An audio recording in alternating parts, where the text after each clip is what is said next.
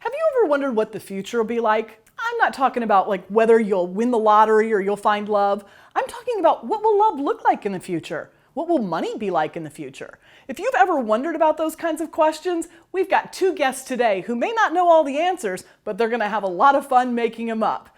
The future and imagining what it might look like, it's what we're talking about right now.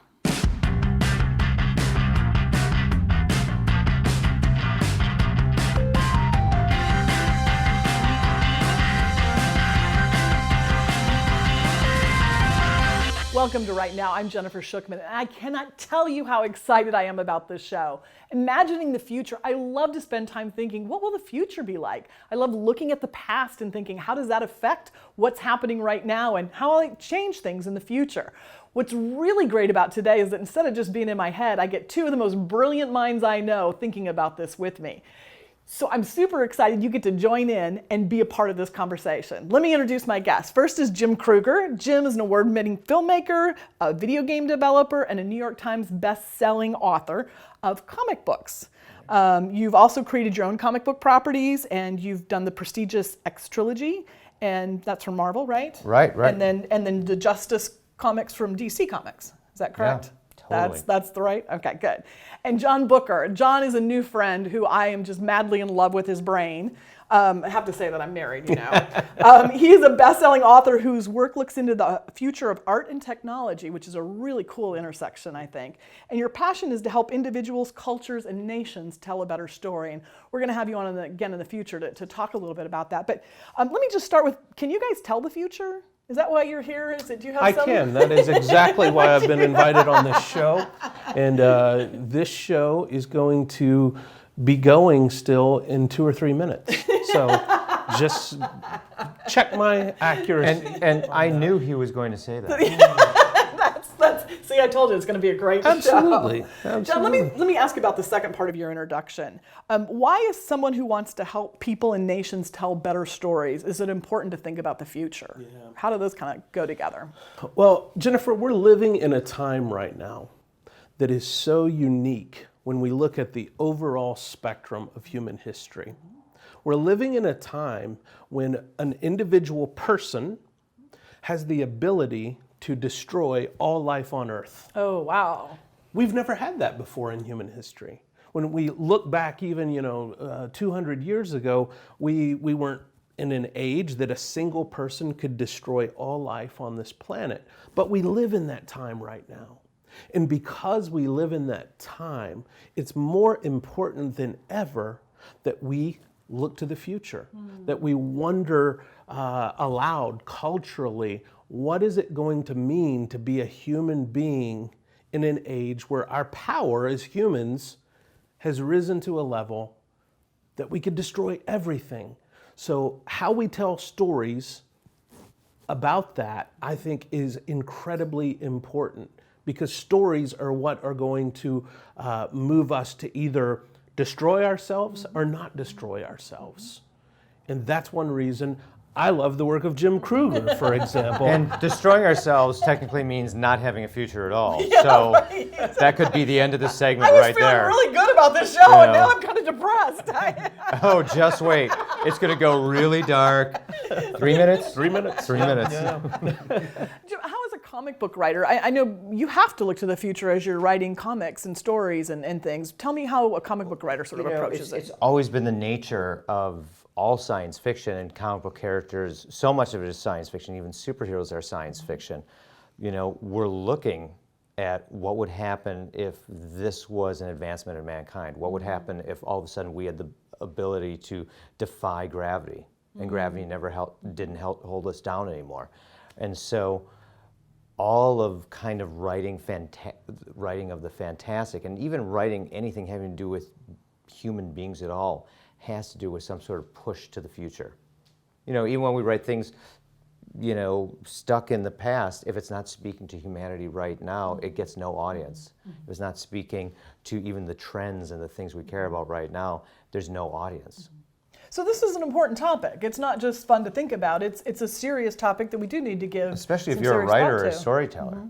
Well, I really started thinking about this seriously a couple of years ago when here in Los Angeles, I walked into a restaurant and there's probably, I don't know, 25, 30 people in the restaurant sitting down at tables.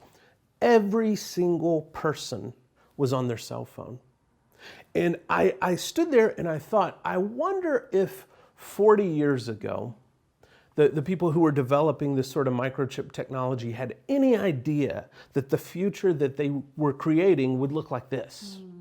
And it really motivated me to begin to explore the idea, well, what could I begin to look into right now? What could I develop some expertise on right now that 40 years from now, people of ethics, people of faith, people who are interested in the world being a better place might look back and say, I'm so glad someone initiated some of these conversations 40 years ago because the world looks a little bit different. And even fantasy-wise, 40 years ago, people were creating things like the $6 Million Man. They were creating stories about people who are half human and half robot. And clearly, that's what we are right now. Our cell phones have turned us into androids. Well, and we also have robotic limbs and things that we've put into place to help many of the soldiers who've come back from war with missing limbs, and we couldn't keep them alive before. Now we can, and now we add robotics to give them a hand or something like that. John, going back to your no cell phone. No pun intended, right? what little intended. joke? It was Wow. Okay. Going back to your cell phone, what could somebody have done 40 years ago if they had anticipated that future? Just not created cell phones? That seems like that'd be... No, I'm very pro-technology. I'm not someone who wants to stand in the way of technological development. My issue is I feel like when the development of these things occurs, it's only scientists and marketers with capitalistic intents in the room, in the conversation. And I believe we need philosophers, we need theologians, we need psychologists, people who can bring different perspectives on what the goal of life is in order to speak into these technologies. Nobody wants to stop human progress, but I think we can have conversations that actually would make the technology better. That should be the goal of the technology, is that we're building better human beings through our tools. And so I believe that we can absolutely tell a better story in society just by being more inclusive in the conversation of people that look at humanity through different lenses.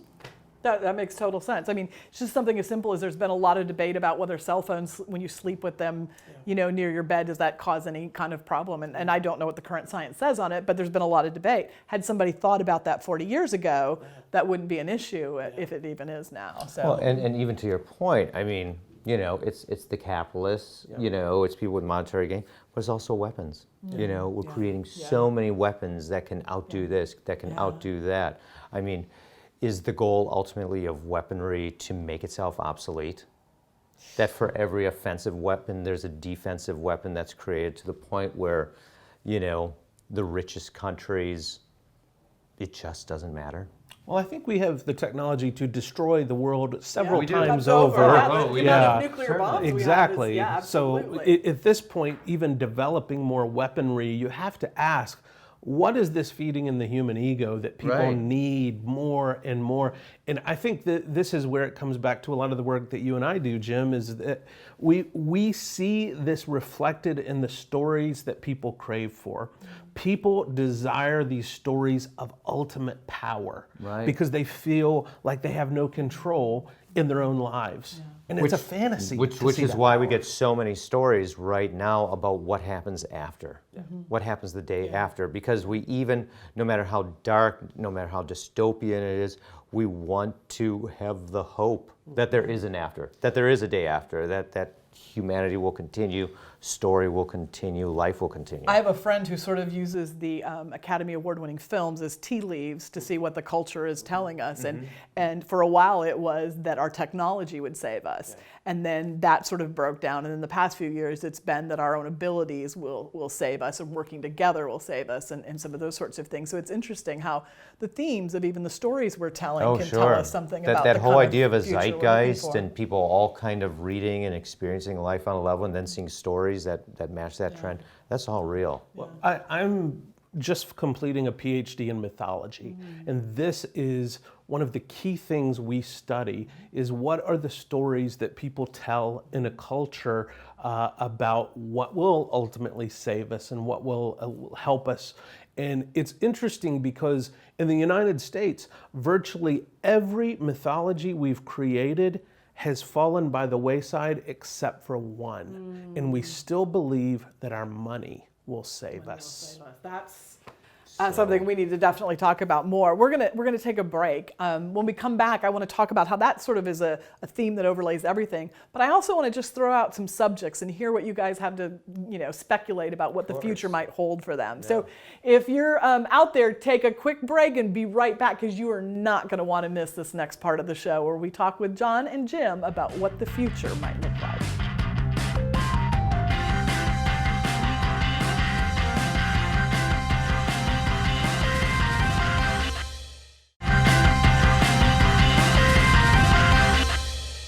Welcome back. I'm talking with Jim Kruger and John Booker about what the future might look like. And what I want to do is just sort of throw out some topics and then see if you guys have anything to say about what the future might look like for some of those things. All right? So the first one is, what is cell phones going to look like in the future? I am very curious about this question myself because I believe that technology is always trying to make our lives more convenient.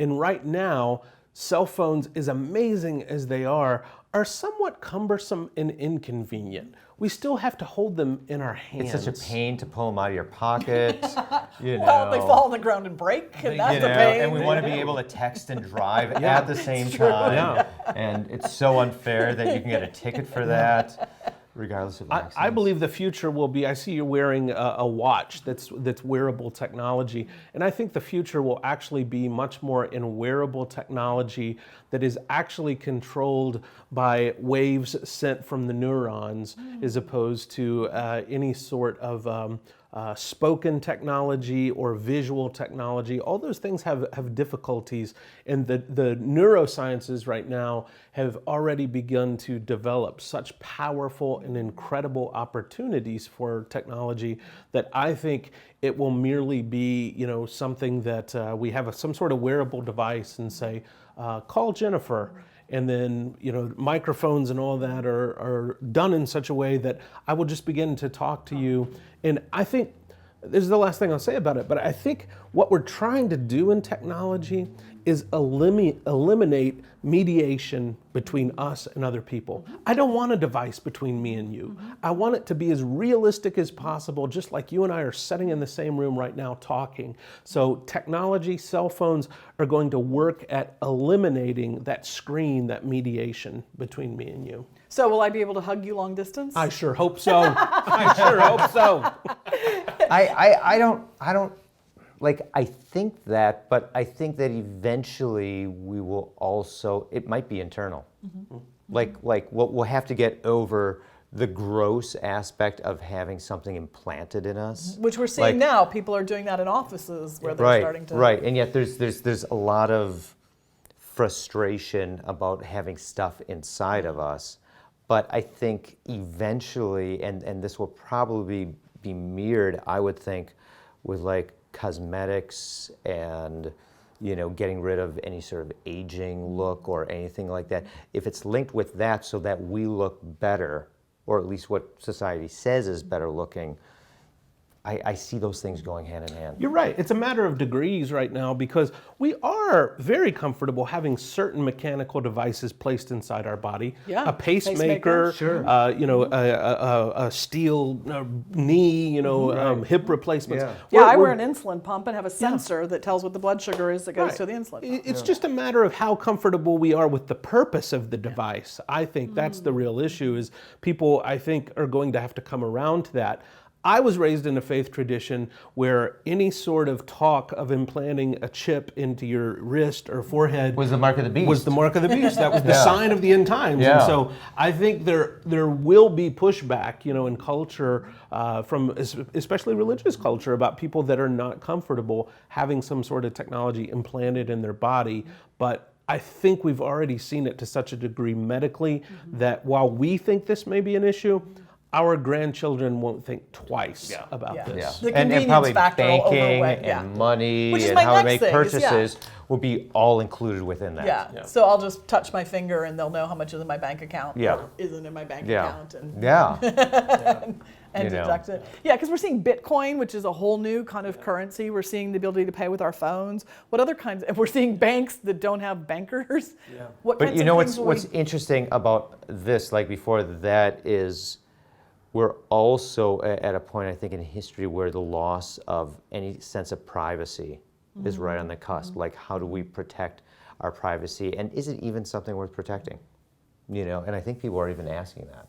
Well, yeah, when the internet came out, people were told, don't use your real name. Don't, sign in with anything. And now we put it all on Facebook with pictures and geo-tracking so they can find it. Right, and we let people look at our contacts, and we let people, track this in exchange for this thing. And so... Yeah, I totally, my friends are very important to me, and I would literally die for them. But if I get a free coupon for $5 off a Domino pizza, I'll open up your name and address and send it to them just to get the coupon. I'm sure Domino's is going to do that eventually in the future, and I'm so glad you told me that. Most apps do it right now. They say, let me have access to your contacts. I'm like, for the right price, $5 off a pizza. Yeah, awesome. Well, I think there's a lot of discussion right now in the technology surrounding special effects and robotics, especially, about this idea of the uncanny valley. And the uncanny valley refers to this idea that when we encounter some sort of artificial intelligence, whether it be through a computer screen or even a robot face-to-face, that there's something human beings still possess that allows us to, no matter how real it looks, say, that's not human. Right. And so there's this uncanny valley that exists between humanity and technology at this point. This is even, in Rogue One, the Star Wars film that came out last year, they created some digital characters, and as real as they were, most people still said there's still something that's just not quite right. Yeah, they did this in Asia somewhere too with news anchors, yes, right? They had robotic people reading the news, and at first glance everybody went, and then they went, no, it's not a real person. And I think as we talk about banking, money, all these type of things, I think technology and the future tends to progress in a pendulum. And I think we're going to see, actually, because technology has proceeded so quickly, I think we're going to see the pendulum swing a bit, where I think people are always going to want a certain human element in some interactions. I deal with banking, for example, ATM, and it makes it convenient. There's still some things. I bought a house a few years ago. I did all my applications and everything online.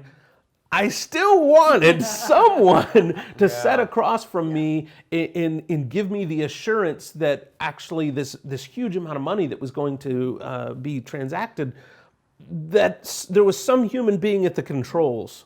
Well, we see that people are charging a higher premium for personal service in almost anything, whether it's personal banking, whether it's you take your car in instead of just leaving it there to get the personal service where they go, hi, Jim, would you like a latte while we sit down and fix your car? People pay premiums for personal service. And this gets to just the overall movement of humanity. There was once a point where someone could know pretty much so everything about everything, and that just doesn't exist anymore. Yeah. And so it's interesting because, and with phones and how glued we are into here and all these things, it's like, in one way, there's a greater need than ever before for people to know other people and to trust in other people's knowledge. But at the same time, we're all isolating ourselves even more so into a realm of specificity. Is that the word? Specificity. This is so hard, We're all in silos. So it's like we pull away at the same time we need to be joined, and it's that's the constant tension. That's another uncanny chasm. Yeah. It's interesting because in film and television, especially, it's sort of, while we might not have produced as many great classic novels in the last 100 years, we have documented life on this planet really well in film and television in the last 100 years. And we can go back and look at what people thought the future would be like right now. And without fail, it's always very different than what they thought it would be. However, I always like to point back to George Méliès's first film that told a story. It's translated A Trip to the Moon. Right. And it's this silent film about sending a group of scientists to the moon, and they encounter these beings and they have fights with them, and then getting these men back from space to Earth. And while there's a lot of very funny, humorous moments, and oh, they thought it would be like this, I'm amazed at actually how much of their instincts and their intuition about what going to space would be like was actually right on. Interesting. Yeah. Yeah, and that, I think, tells us something when we look back at film and television and we see, oh, it's so funny that, Laurel and Hardy thought going to space would be, this or that. But even before anyone had ever been there, Laurel and Hardy are still wearing space helmets. They knew you couldn't breathe up there. There are things that they got right. There were instincts and intuitions that said, we need to make sure we can breathe. We need to make sure we can get back somehow. Those intuitions we see. And so that's what I'm really watching right now in society is maybe, we don't know if the chips implanted in people are going to be red or blue, but I think our instincts and our intuitions about those things, we're going to be right about some of those things. Especially if they embrace kind of the human nature that we know, what we know about what it means to be human, or what we know about what it means to be afraid, to not trust, like all the bad with the good, the stuff that seems to embrace both sides will be the stuff that's probably the most telling and the most true in the future. I have a ton of questions that I could ask you about all kinds of technology or food sources, how that'll change or how that'll do. But let me go back to kind of what you're talking about as relationships. I think many people who are watching this show belong to a church or a person of faith. And I remember when not the iPhone, what was it? When you played the music. Oh, the iPod. Thank you. Look how bad. Yeah, so it's gone. When the iPod first came out, I thought people could have church in their living room where they dial up a sermon from whatever church they want across the world, and they dial up whatever worship music they want. There's no reason to really have to go to church. And communion doesn't have to be just in the tiny little cups anymore. Well, we're seeing this now because many churches have multi-sites, and what that does is basically you can watch church, on the television in your living room and never have to go. What does the future of faith look like? Yeah, no, that's such a big question, because I mean, even now you're seeing churches that are having daughter churches or sister churches, and they pipe in on video, the pastor speaking, and I hate that. Yeah. Like, I want to go and hear someone real. And it's not like the video is not someone real, but at the same time, I want that experience. I'd rather go and hear someone speak. Churches that have those have actually studied, and that when people are in the audience and there's a live person on stage, people watch the screen more than they watch the person. Sure. Yeah. So, I mean, I assume it's just better quality or whatever, but what does that say about relationships and community and group? But I think that you're watching the screen more, but then you're going back. It's like having multiple places to look. Of course. And so, but when it's just a screen. Yeah. Well, I think human beings are always going to crave knowing what comes after this life. Human beings are always going to crave knowing if there's something more than what I'm just seeing and experiencing right here. The ultimate future. Ultimate future. And we are not content to figure that out just in the context of a book alone in our room. We gravitate towards figuring that out in community around other people. I want to talk more about that, but we need to take a break. I think that's a really important issue. Stick with us. After this break, we're going to come back and talk a little bit more about that, because what does that ultimate future look like, and how do we figure that out?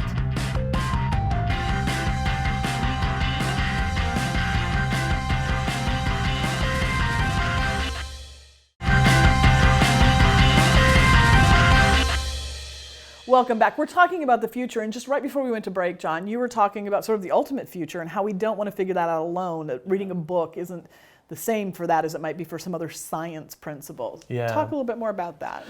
We tend to learn what we can about faith and about what it means to serve God in the context of other people. Now, the internet and online culture has changed maybe who that group of people is, but one thing that we're seeing through research is that people right now are not completely satisfied with all of their significant relationships being in an online context. We are seeing people thirst for experiences. We're seeing people thirst to be immersed in stories and in relationships. And there's something that happens when people actually get together physically in the same space that is like nothing else. And you know, the only way that God becomes larger in a person's life, they may have an experience of God, but the only way that that God becomes bigger is when they learn how God moved in someone else's life, and someone else's life, and someone else's life. And so the danger, and this has been a danger for many, many years, is that for those who worship, God becomes smaller and smaller and smaller as we get less and less of that community experience. So God gets bigger in community. Yeah. I think that one thing we know won't change in the future is our desire to be with other people, to have a community of people around us, to share those faith experiences, to grow in our faith, and to understand how big God is not only outside of us, but inside of us. And so while the future technology may change, I think inside our heart, many of the things that we're looking at right now will stay the same. We hope you'll stay the same and see us next time on Right Now.